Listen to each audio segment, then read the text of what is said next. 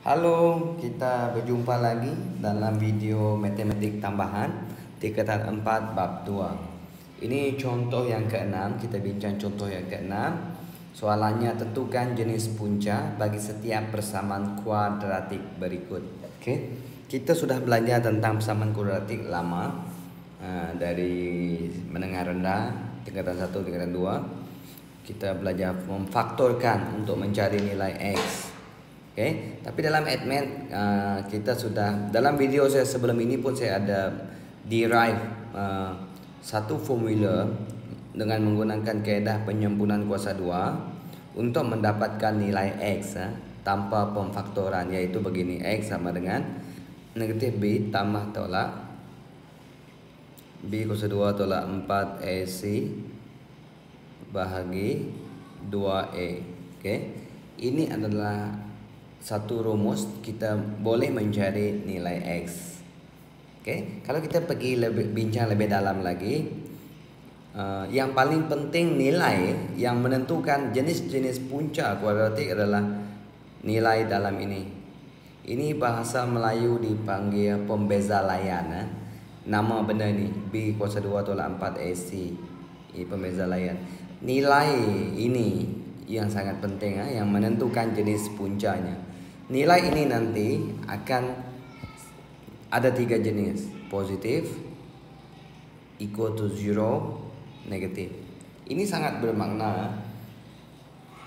Oke, so mari kita tengok untuk menentukan punca kuadratik ini. Soalan A, kita ambil A dia 1, B dia ialah 5 dan C dia ialah negatif 6. Jika kita cek 4AC 4AC sama dengan B ialah 5 kuasa 2 tolak 4A1, C ialah negatif 6. So bila kita tekan, kita akan dapat 25 tambah 24. Jawapannya 49. Nilai 49 ini taklah sangat penting.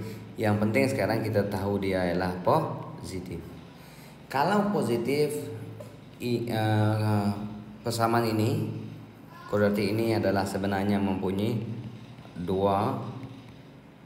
punca yang berbeza. Kalau tak percaya, kita tekanlah kalkulator ataupun kamu faktorkan cara dahulu, form 1 atau form 2, saya tak pasti, tapi pernah belajar. So ini 5, so ini negatif 6. Ini maksudnya kita ada satu, kalau kita faktorkan ini kita akan dapat nilai X sama dengan negatif 6. Satu lagi lah X sama dengan 1. Kan kita sudah dapat 2 punca, tetapi 2 punca yang berbeza. Sebelum kita faktorkan, sebenarnya kita boleh cek dulu pembeza layannya. Kalau dia positif, kita basically akan dapat 2 punca yang berbeza. Okay, kita tengok B, kita cek B pula. Caranya masih sama. B negatif 4 X kuasa 2 tambah 4X tolak 1 sama dengan sifar. A dia negatif 4, B dia 4, dan C dia negatif 1. Kalau kita semak pembeza layan dia, cek apa nilainya. 4 darab negatif 4 darab negatif 1 sama dengan, so ini 16, ini darab tolak lah, tolak 16. So kamu akan dapat pembeza lainnya sifar. Jika kes ini berlaku, maksudnya kita mempunyai, ini persamaan kuadratik mempunyai 2 punca yang sama. Semua persamaan kuadratik ada 2 punca, tapi kes ini dia sama. Kalau tak percaya, kita cek pakai kalkulator. 4 dan negatif 1. So jawapannya kita akan dapat 1. Kita akan dapat 1/2,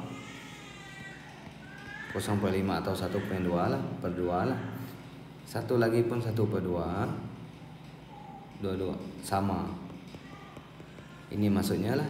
So, kalau kita cek pembeza layannya sama dengan kosong, maksudnya nanti kita akan pasti jumpa punca yang sama. Oke. So kita pergi kepada C. Kita cek pembeza layan C ini. 2x kuasa 2 tolak 4x. Oke, kita terus tengok A dia lah. A dia 2, B dia negatif 4, C dia 5. So B kuasa 2 tolak 4 AC sama dengan negatif 4 kuasa 2 tolak 4 darab 2 darab 5. So 16 tolak 4 darab 2 8 tolak 40. So jawapannya negatif 24. Kalau begini maksudnya kita tiada punca yang nyata. Oke. Kalau kita cek kalkulator akan bagi dalam imaginary ya, bukan nyata. Ada I. Nampak I ni? I ni maksudnya imaginary lah, tidak nyata, kompleks.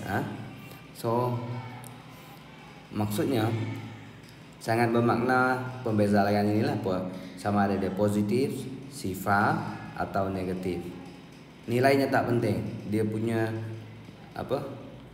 simbol saja, negatif atau positif atau sifar lah. So menentukan jenis-jenis puncanya. So maksudnya persamaan kuadratik akan mempunyai 3 jenis punca, 2 punca yang sama, 2 punca yang berbeza, dan tiada punca yang nyata. Ini yang sama equal to 0, positif, ini negatif. Oke, itu saja dalam contoh 6. Sekian, terima kasih.